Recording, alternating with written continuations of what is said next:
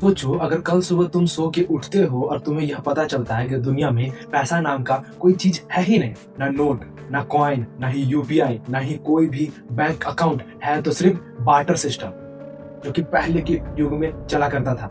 लोग एक दूसरे से सामान कैसे खरीदते थे, खाने के बदले कपड़ा और कपड़े के बदले घर। जरा सोच के देखो उस टाइम पे जिंदगी कैसी होती होगी। तो सवाल यह है कि पैसे का जन्म कैसे हुआ।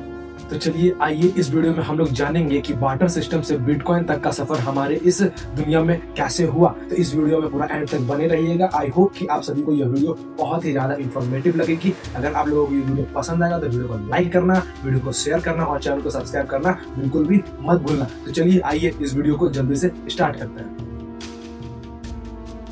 सब कुछ शुरू हुआ बार्टर सिस्टम से, यानी कि गुड्स के बदले goods.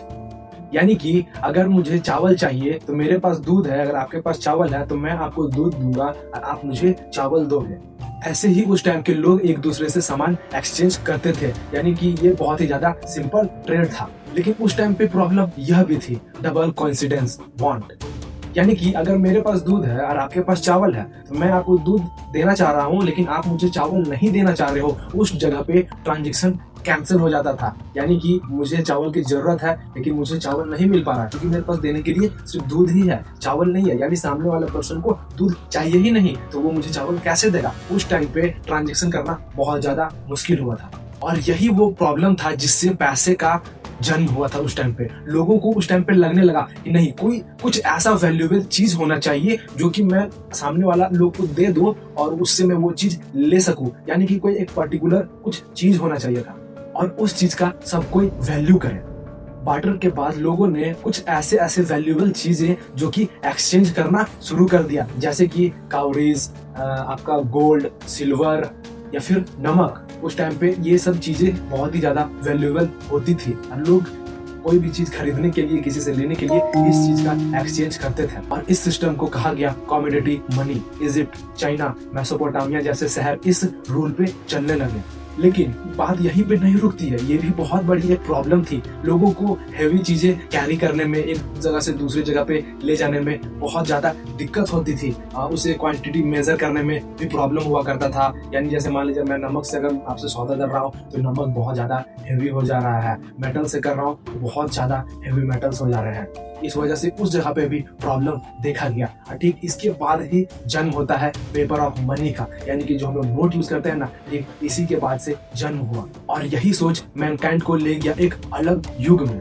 7th century BCE Turkey में सबसे पहले मेटल कॉइन का जन्म हुआ और इस कॉइन पे रूलर का स्टैंप होता था और यह हम सभी लोगों को गारंटी देता था कि यह वैल्यूएबल है और गारंटेड है।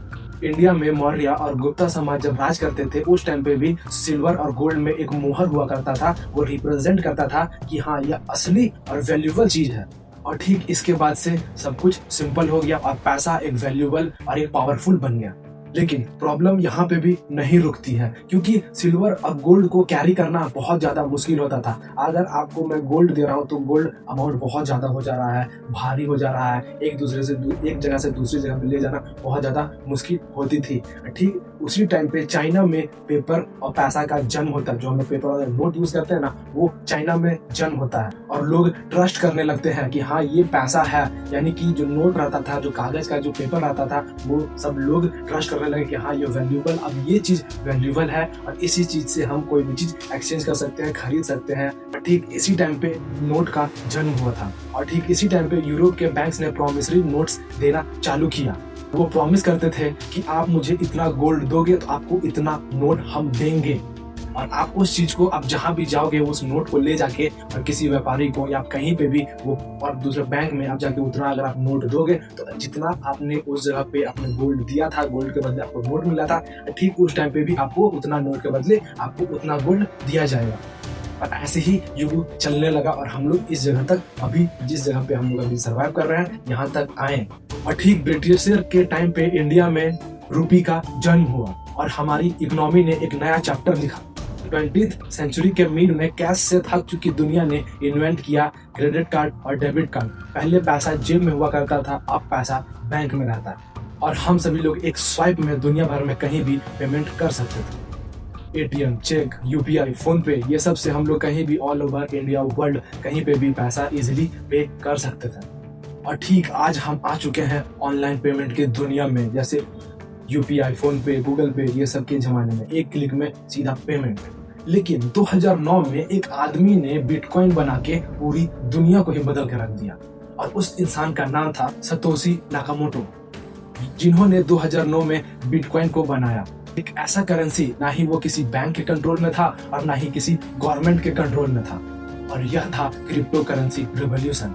और ठीक आज पैसा कोड बन चुका है और ट्रांजैक्शन बॉर्डरलेस। लेकिन सवाल एक और भी है, पैसा इंसान के लिए बना था या फिर इंसान पैसे के लिए? लेकिन असली वैल्यू अभी भी ट्रस्ट और नीड पर ही है। पैसा सिर्फ एक इल्यूजन ऑफ वैल्यू है जो तब तक है जब तक हम उस पर विश्वास करते हैं। पैसा बदला, दुनिया बदली, लेकिन इंसान का सोच वहीं का वहीं रह गया। पार्टनर के टाइम पे भी इंसान को चाहिए था बहुत सारा, और अभी के टाइम पे भी इंसान को चाहिए बहुत कुछ, बहुत सारा। तो जरा सोच के देखो, क्या आने वाले टाइम पे फ्यूचर में पैसे खत्म हो जाएंगे या फिर हम सभी लोग एक डिजिटल प्रोडक्ट बन के रह जाएंगे? ये भी एक सोचने वाली बात है। मैं हूं पंकज, आप सभी लोग देख रहे हैं भारी सोच। आई होप कि आप सभी को यह वीडियो बहुत ही ज्यादा इंफॉर्मेटिव लगी होगी और बहुत कुछ आप लोगों को जानने को मिला होगा। अगर आप सभी को अच्छा लगा हो तो वीडियो को लाइक कर देना, वीडियो को शेयर कर देना और चैनल को सब्सक्राइब करना बिल्कुल भी मत भूलना, क्योंकि मैं आप सबके लिए ऐसे ही कंटेंट्स हमेशा लेके आता रहूंगा। चलिए मिलते हैं आपसे नेक्स्ट वीडियो में कोई और नए टॉपिक के साथ। तब तक के लिए जय हिंद, जय भारत।